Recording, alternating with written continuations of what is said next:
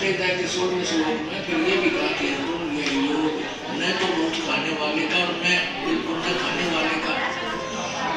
रोज खाना चाहिए पेट बड़ी पक्का खा लिया लड़ाई व्यक्ति और बिल्कुल न खाना व्रत रखना भी गीता का मना है। और ये व्रत रखा एकादशी का ये कहाँ से लाए?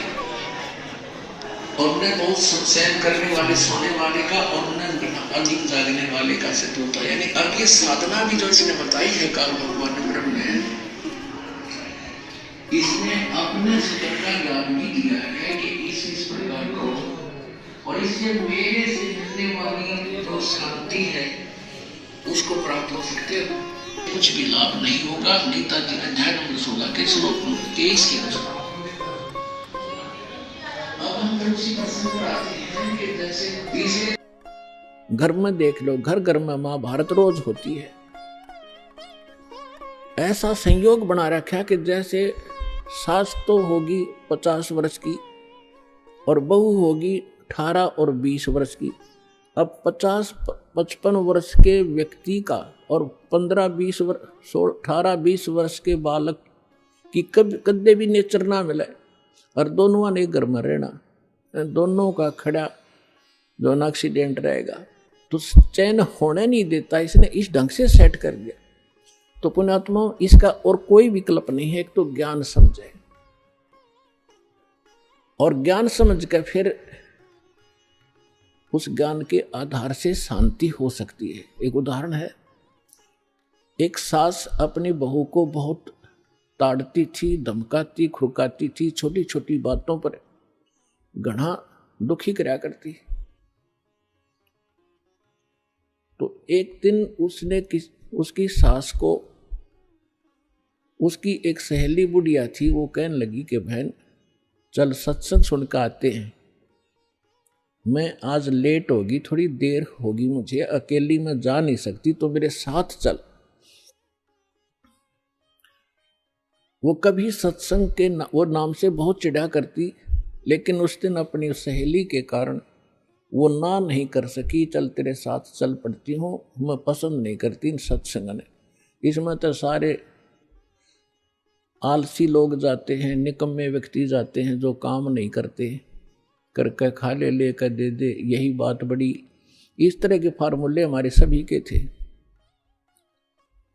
तो बुढ़िया चली गई तो वहां ज्ञान सुना। सत्संग में यही बताया जाता है कि जो भाग्य में लिखा है वो तो होना ही होना है। जैसे कोई नुकसान हो गया घर में, कोई करके कुछ नहीं, अपने घर में हानि, और फिर भी हो जाता किसी भी कारण से, तो फिर दूसरे जो बड़े होते हैं वो छोटों के पीछे पड़ जाते हैं। सास बहू के पीछे पड़ जाएगी, तेने नाश कर दिया, तू आगा पीछा नहीं देखती है, घर का नाश करेगी, कड़ा मचवा दे। तो सत्संग में बताया जा रहा था कि नुकसान होना था वो तो हो लिया, वो तो होना ही था। अरे अब बेमतलब की राड भी क्यों कराया करो, तुम भगवान पर भरोसा रखो। हो गया हो गया, ना जाने के कैर टूटना था, थोड़े में टल गई। और पुण्यात्मा साबुन और जल का स्वभाव है, कपड़े का मैल अवश्य उतारेगा जब उसके संपर्क में आ गया, और प्रयोग करने वाला ठीक सा आदमी होगा, जानकार हो। तो सत्संग में आने से अवश्य आत्मा में चोट लग गए, और अब तक हमने जो ज्ञान सुना था उस पर आधारित हो गए। जब ये सुनांगे तो हम क्यों ना इधर डाइवर्ट होंगे। उस बुढ़िया का घड़ी समझ में आ गई, सचमुच होना हो तो हो ही चुका होता है, और बाद में बेमतलब की बकवास राड बढ़ाने वाली बात है वो तो और अशांति फैलती है। उसने दीक्षा भी ले ली। अब एक दिन क्या हुआ, उसकी पुत्र बधू भैंस का दूध निकाल के और ऊपर कड़ियों में से एक कड़ा टांगा करते, लोहे का सरिया सा, नीचे हुक बना के उसमें बाल्टी टांग देते दूध की, बिल्ली और कुत्ते के बचाव से। तो उसकी पुत्र वधू ने दूध निकाला, 5-6 किलो दूध एक समय का, और उसमें वो टांगण लगी ऊपर ने। उसने वो अंदाजा सा प्रैक्टिस हो रही थी, उसमें लगा के गज के लगते ही शरीर के और नीचे न करके छोड़ देती थी, वो फिट हो जाता था, उसमें टंग जाता था। उस दिन गलती से दूसरी साइड में लग गया वो और उसने छोड़ दिया। वो सारी बाल्टी मुंह मुँह आई, सारे फर्श पर दूध फैल गया।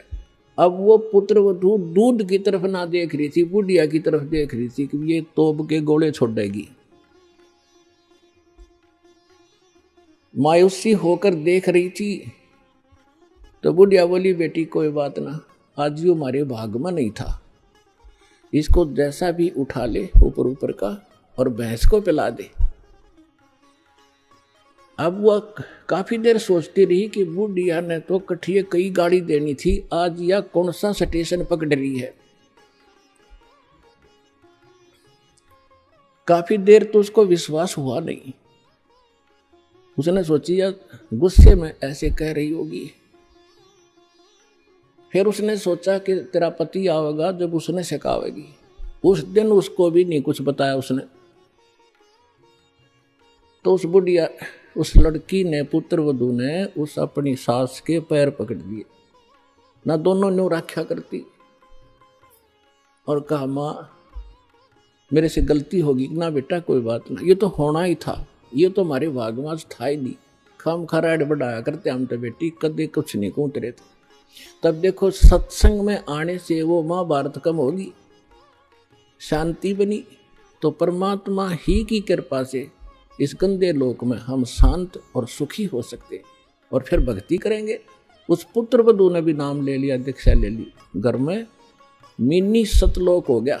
जीव जो ना सत्संग में आया, जीव जो ना सत्संग में आया, भेद ना उसे भजन का पाया, उसे भजन का पाया। गरीब दास को भी बावड़ा बताया, बंदी छोड़े को भी बावड़ा बताया, के कर ले इस दुनिया शानी का।